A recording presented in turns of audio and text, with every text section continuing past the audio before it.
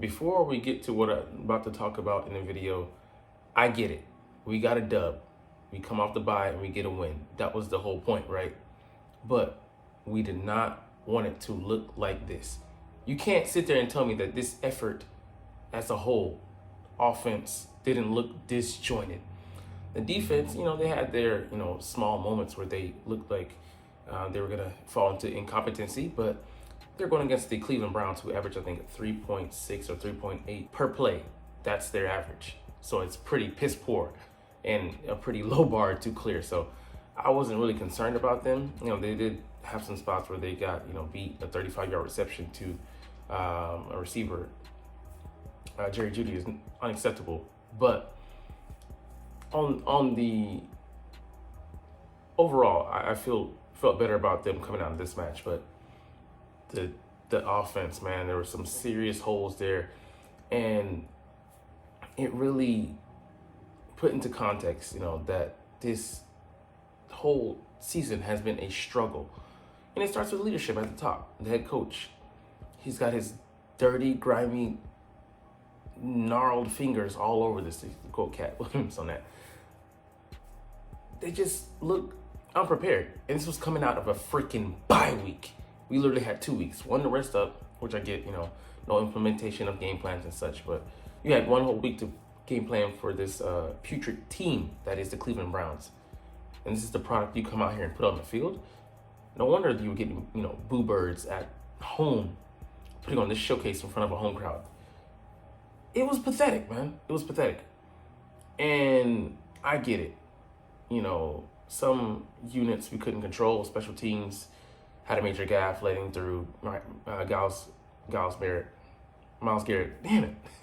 I have talent for doing that. But he's done that. It's been on film, so you need to know that you have to pay extra special attention to him when he's down there, which, he made a tremendous play. But it evened up this game at halftime, and you going into the locker room, they quickly took that kneel and trotted their, sorry behinds into the locker room with their tails tucked between their legs. And, it just looked off. And Jalen Hurts starting the game 0 for 5. You not putting him, trying to make a concerted effort to put him into a rhythm. Started the game out predictably with a carry, a run play. Oh, there's your run play. Then they proceeded to throw it the rest of the drive. Went 3 and out. Deep shots of that. To AJ, one to AJ, I think one to Devontae. Like, no, one to Dallas and one to AJ. But then on the next drive, took a deep shot to Devontae. And you're like, here goes that philosophy again. Chasing the explosives.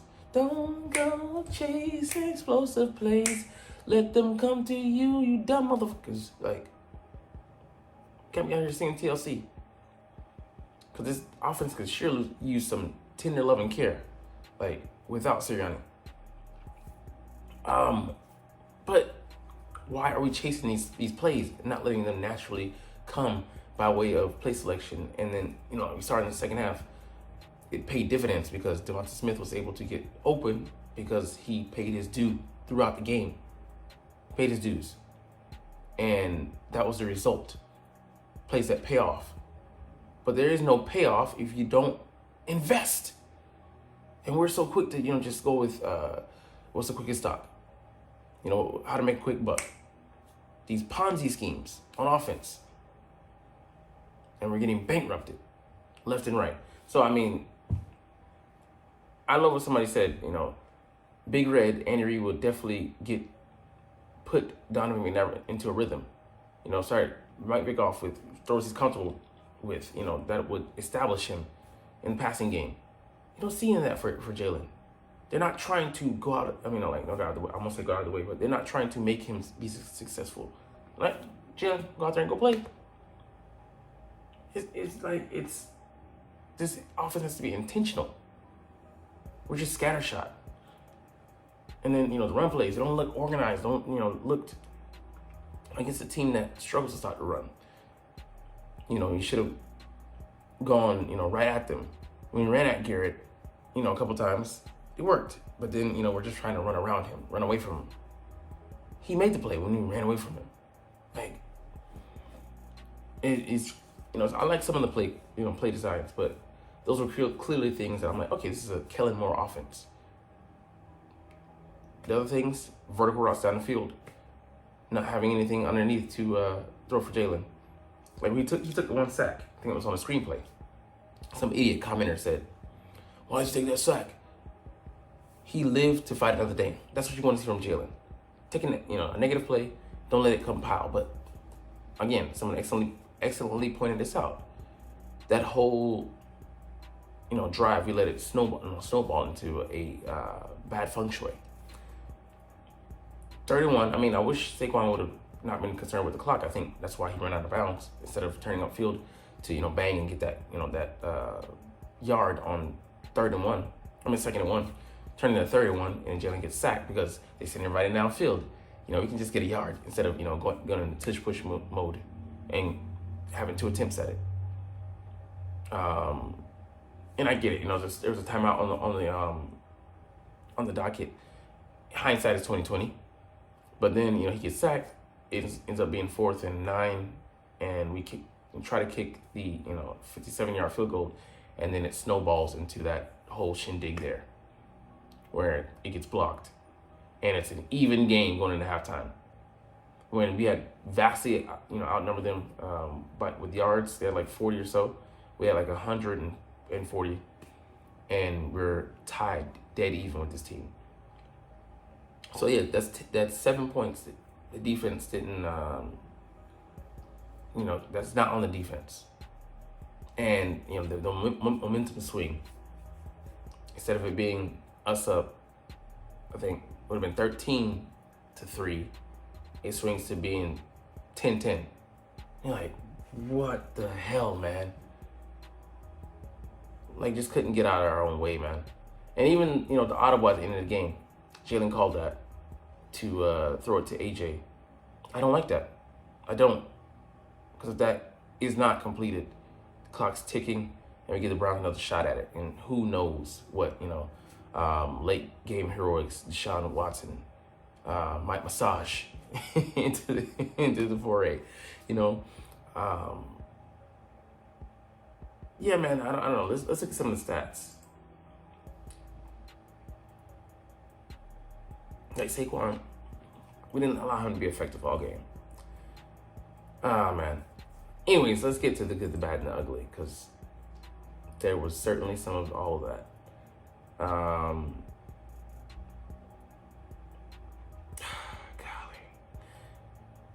Yeah.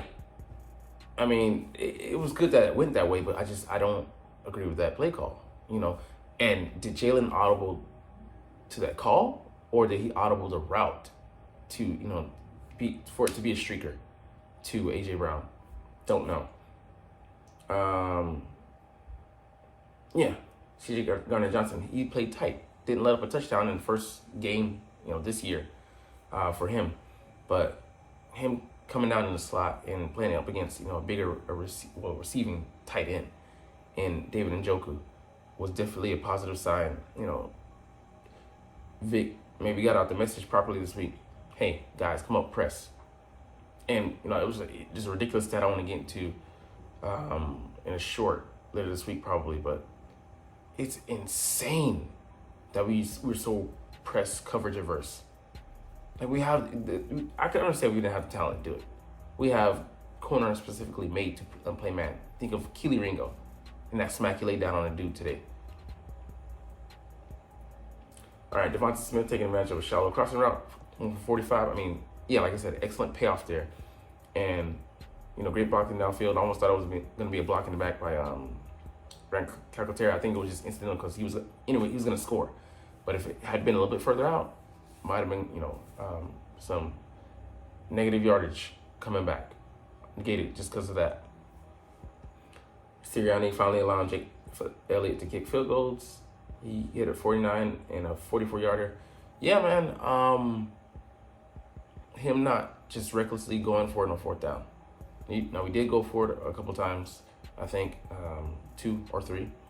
But they were calculated. So, they were continuing drive, not in the red zone. And and he smartly made those decisions because this was a game, look, decided by 4 points. Could have kicked the field goal at the end to make it 7, but that would have been fool's gold. But Sirianni, at the very least, you can say in this area where he failed in so many others, exercising some kind of control, discipline. All right, Kenneth Gainwell, 19-yard explosion. That was set up by a play, that previously called. So I said, why was he such a big gap? Layering. You set up plays not for the immediate success, even if they only gain a minimal amount of yardage. It may not be for now. It may be something you want to imprint on the defense so that they can screw up later. You can get over on them later. Lindsay had a 4-yard sack. I didn't even know he was in the game. But D-line, they played much better. There was even, I think, might have been a half sack with Huff. So, there's that. He's on the board, maybe squarely. Cooper DeJean, I saw Avante in there one play, and he was in there. It ended up being positive yardage for the offense. I'm like, damn it, Avante, why are you even in here? Maybe just spelling, Cooper DeJean, but, him being allowed to blitz from the slot. Avante, he can get there, but can he bring the guy down? Can he not whiff on the tackle? Bigger body in Cooper. Potentially faster at this point in his career. And he looked able-bodied. He didn't look lost. He didn't look out of place. So we'll get to him tomorrow with the snap evaluations. But Cooper DeJean, man, the aggressiveness. He made a difference out there. He made an impact. All right, Brandon Graham being our best defender out there against the run and sometimes rushing the passer. Yeah, huge, man. His 200th game. Definitely, when they said that, and then he came in and I think got pressure or got the sack on Sean Watson, timely. Jalen Carter getting a sack. I mean, like I said, that D-line just getting active. And then holding the Browns offense to what they did, I think 260 yards. I mean, it was a shame that Deshaun Watson got hot towards the end. I don't know if he just started laxing, but he just shouldn't have been allowed to get in the rhythm. Now, the A.J. Brown with his touchdown, sorely needed this guy back. Grant Calcaterra, he's earned the trust of Hurts. And, he had like 67 yards on 4 receptions. So, that gives you some hope with Goddard. Most likely maybe going to be out for a couple of games with that hamstring injury he has. It's every year, Goddard. I mean, just unfortunate, but. All right. I thought it was gonna end up being a punt bowl for sure, because we came out flat, and we gotta fix that, man. It's been a constant issue this year, and franchise record 5th game without any first quarter points scored. Yeah, I mean, Barkley, he definitely earned every yard today. We made him work harder than he should have had to, but he still needs to be a focal point moving forward. Moral Drummer with a sack. I mean, he was flashing, and I like what he's turning into. Nolan Smith, yeah, I love what Top Miller said. He was chasing Deshaun Watson. He was just stalking him. He looked like a super villain out there. Some Freaky Friday type shit. Tush push, yeah, would look good. All right, Jordan Mailata leaving the game. His hamstring injury looked pretty serious. Might have had some meat come off the bone. Now you're talking about good cooking, so yeah, man. If we're missing one starter, I feel like we can deal with that, but 2, 3, we're in trouble. Hopefully he's able to come back sooner than that, but we'll see. Yeah, false starts. I mean, the self-inflicted wounds. We had I think 5 or 6 penalties today, so still an undisciplined squad. Under who? Yeah, like I said, the 3-and-out. This is the third game in a row. First drive, 3-and-out, 3-and-out, 3-and-out.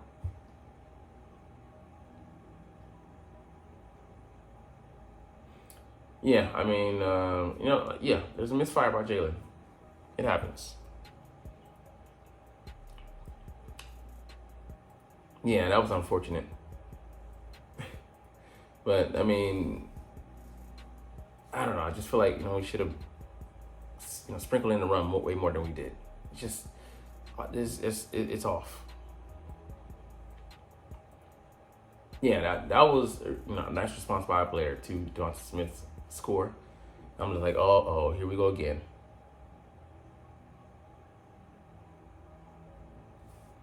Yeah.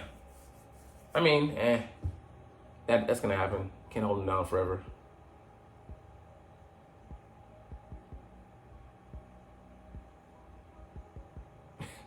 Yeah.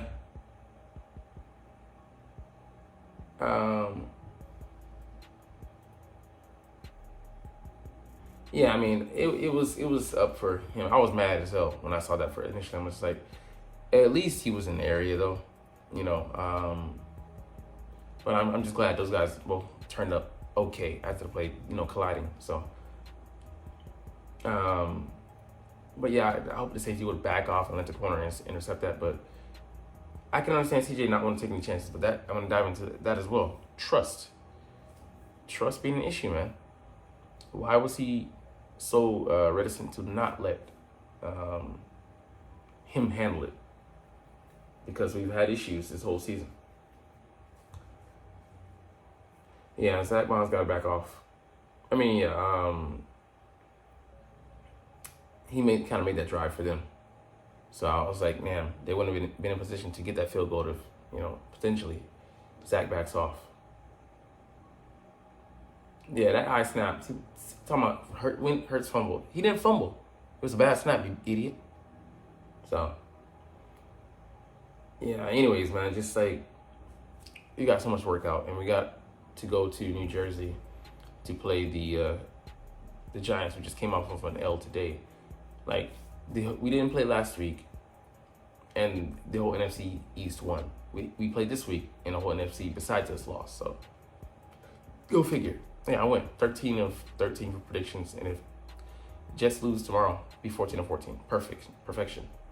Can't even say it, but anyways, we'll get up out of here because you're not even watching though. But it's all good because I love making these videos and I love talking about the freaking stinking Philadelphia Eagles, even when they're this flummoxing. But hey, at least we got the dub, man. I'll say that. We'll get up out of here and check this is officially. But as always, it's fly Eagles fly, and let's motherfucking go. Like, comment, share, subscribe if you want. Thanks for watching. Check me out at Cintron Anime, Cintron Life, or Cintron Laughs, or other social media.